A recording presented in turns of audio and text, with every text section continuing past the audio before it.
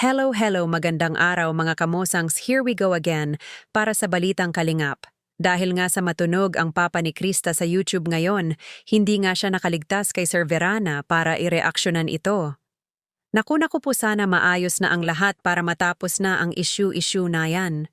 Gaano kaya katotoo na stop ng araw ang pagpapabahay kay Krista? Wag naman sana. Maniwala kayo sa akin. Ha? Siguraduhin ko sa inyo na mahahawa kayo ng virus nitong dalawang bubo na ito. Ganito lang po yan. Alam nating lahat na nagsore. Ha? Hindi kagaya nitong si Hansel na ito na talagang matigas talaga at makapal talaga ang bilbil at mukha nitong animal na ito. Nagsuri man po itong si Junela ito, hindi po yun ang basihan para ibalik nyo yung pagtitiwala.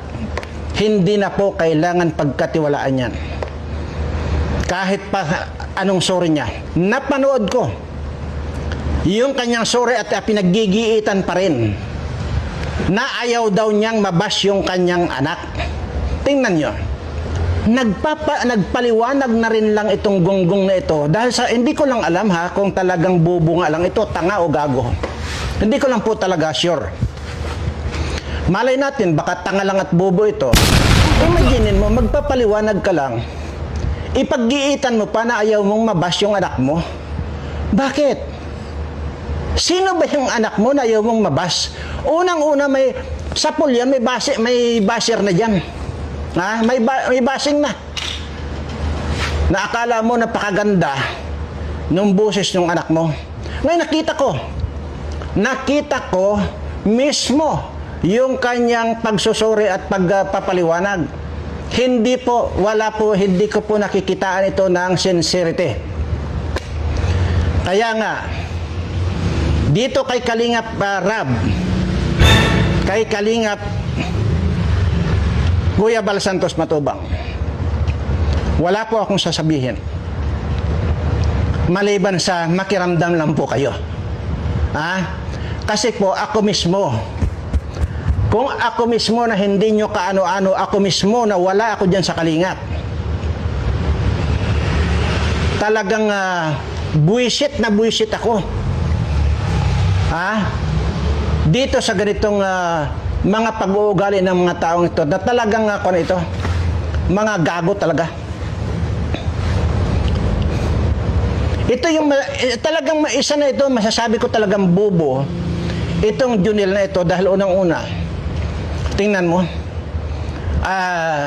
naka-line up na yan ng pababahayan yung anak niya.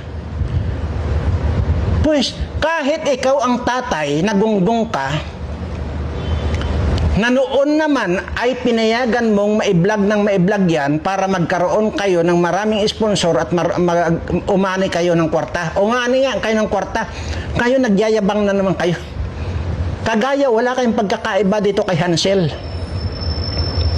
Napakataas ng ego nitong Hansel na ito, samantalang alam ng buong Kalingap, alam ng buong Pilipino na nakakapanood na isang hampas lupa at patay gutom itong mga taong ito na walang nilalamang kundi balinghoy. Kaya nga puro para utot ang mga gago. Wala kayong maaamoy sa bahay nila kundi utot. Dahil walang malamon. Ito rin si Junel na ito. Ha? Kung hindi makisama makipaglubluban dyan sa lubluban ng mga baboy ito, hindi nalalamon tong gagon to. Hindi ko nakitaan sa inyong mga Kalingap, Team Kalingap, Reactor, Kaliok, sino man na Kalingap dyan. Huwag kayong lumapit dito. Sa dalawang ito, may virus yan. Habang maaga pa, huwag nyo nang pagtagalin to. Mahirap man para kay Krista ang ganitong sitwasyon, pero syempre bilang anak pipiliin pa rin natin ang ating mga magulang. Kayo mga Team Krista, ano ang opinion nyo? Don't forget to comment down below and thanks for watching until next vlog. Bye-bye!